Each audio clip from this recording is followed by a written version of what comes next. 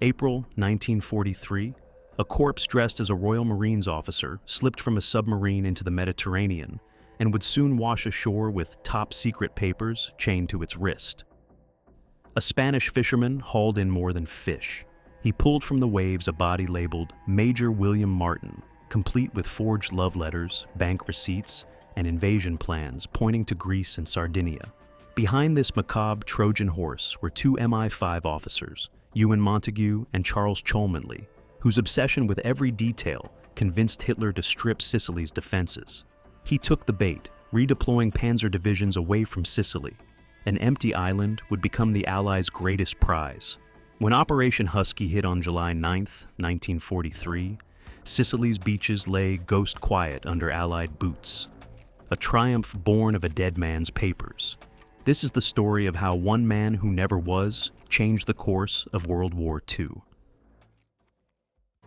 Welcome to Whispers Declassified. Every Sunday we pull back the curtain on declassified archives and reveal the clandestine operations that powerful institutions never wanted you to know about.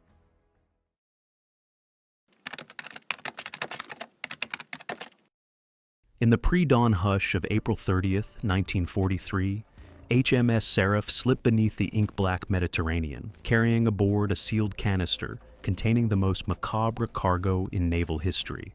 A corpse clad in a Royal Marines uniform destined to wash ashore off neutral Spain. Just before 9:30 a.m., José Antonio Rey Maria, a local fisherman searching for sardines near Punta Umbria, hauled in his nets to find a rigid arm and uniform breaking the surface of the calm Atlantic. Spanish civil guard and soldiers moved swiftly, recovering the body and its chained briefcase, then transporting Major William Martin to Huelva's port, where Naval Judge Don Manuel Hazelden, also the British vice consul, was summoned to inspect this surreal discovery. Hazelden immediately triggered a series of pre-scripted diplomatic cables back to London, messages the Germans were known to intercept and break, emphasizing the briefcase's top-secret status, and demanding its urgent return, thereby deepening the illusion of genuine intelligence. By midday on May 1st, two Spanish doctors performed a cursory autopsy in the stifling Andalusian heat, signing the death certificate for Major Martin as asphyxiation through immersion, without detecting that the body had lain in cold storage for over 3 months. Meanwhile, the Spanish Navy retained the briefcase despite protests from Abwehr officers, including Adolf Klaus, and, on May 5th, forwarded it to San Fernando near Cadiz, where local German sympathizers secretly photographed the still-sealed documents. In Madrid, Karl Erich Kuhlenthal, a senior Abwehr agent, personally orchestrated the extraction of the damp letters by slipping them from their wax-sealed envelopes, drying and photographing them before re-soaking and resealing the paper to conceal any breach.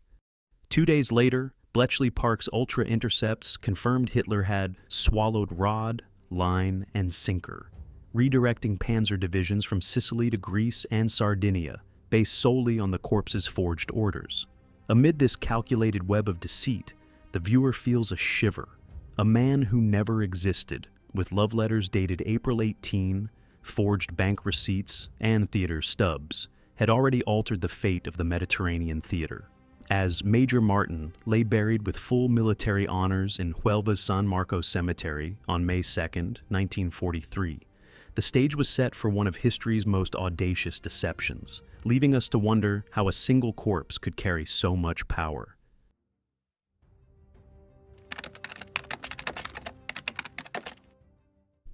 In early 1943, Allied commanders faced a grim strategic puzzle: how to thin the German defenses in Sicily ahead of Operation Husky, while keeping those plans hidden even from close American partners.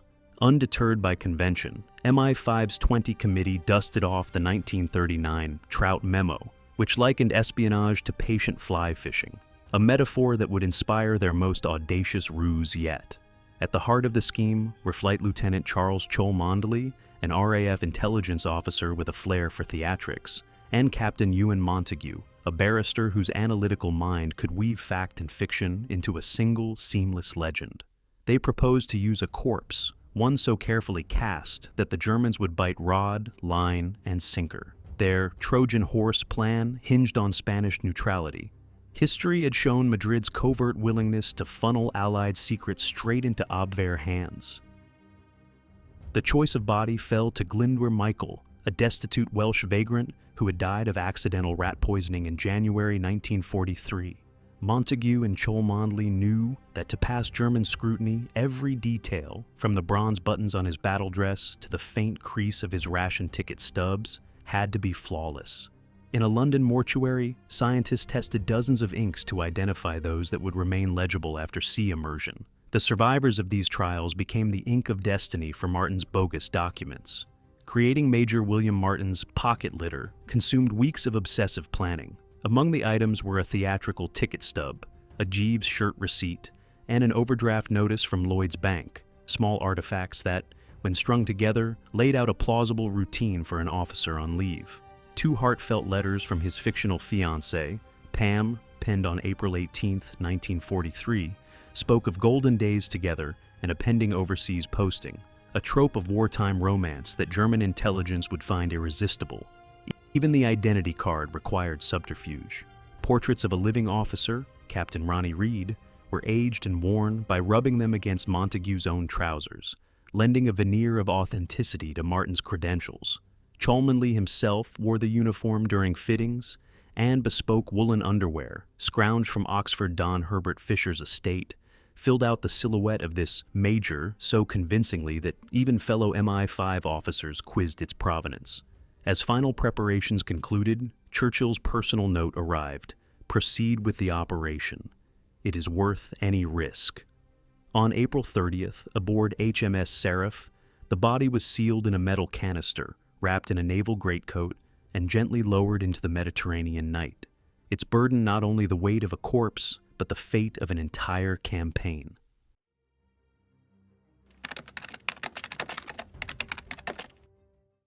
At dawn on April 30th, 1943, a Spanish fisherman spotted the lifeless body of a British officer floating off the coast of Huelva.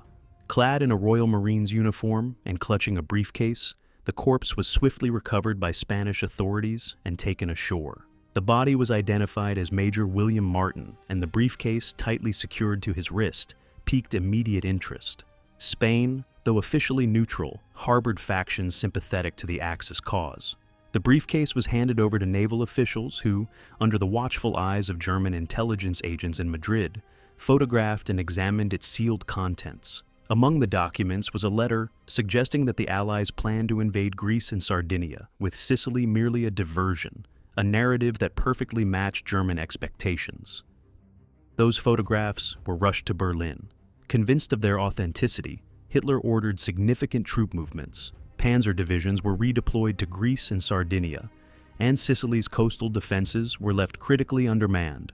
Coastal batteries that should have raked the beaches with fire remained silent. An anti-tank emplacement stood empty, an eerie testament to the success of Allied deception. When, on July 9, 1943, the Allies launched Operation Husky and landed on Sicily's shores, they encountered unexpectedly light resistance. Allied troops and armor surged inland through olive groves and vineyards, securing beachheads within hours. Airborne forces seized key bridges and cut off Axis counterattacks, linking up swiftly with the main landings. The psychological impact on German high command was profound. Orders intercepted by British codebreakers confirmed that entire divisions had been diverted based solely on the forged Martin documents. Even among the Wehrmacht's most seasoned officers, no one doubted the validity of the intelligence they had seized. Operation Mincemeat stands today as a masterclass in wartime deception. A single corpse, meticulously crafted and strategically deployed, reshaped the Mediterranean theater. It reminds us that in war, a convincing story can be more powerful than battalions of tanks.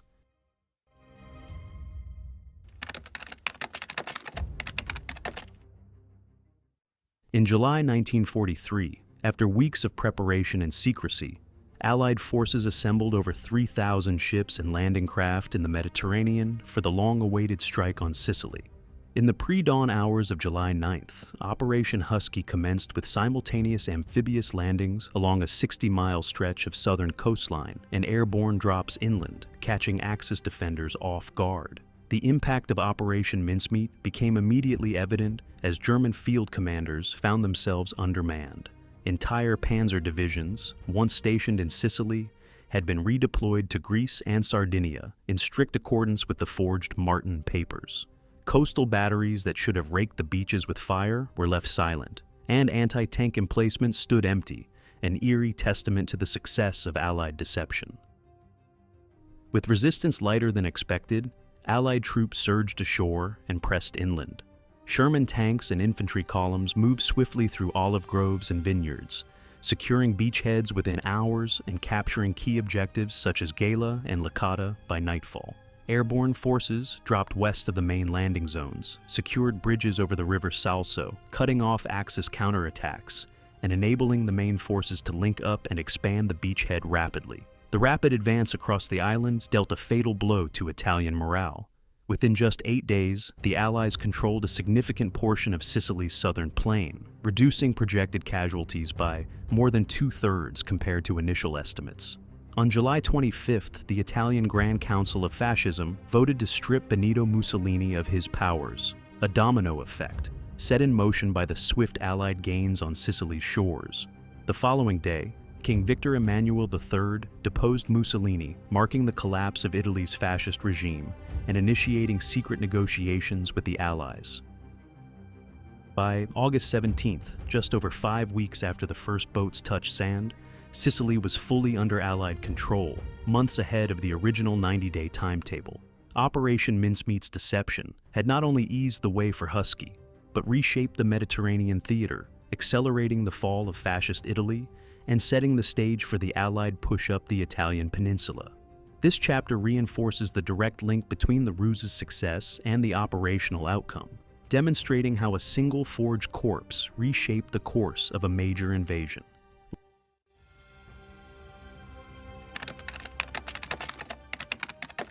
At the close of World War II, Operation Mincemeat's success reverberated through Allied intelligence circles, directly inspiring the elaborate Operation Bodyguard plan that misled German commanders about the true timing and location of the D-Day landings.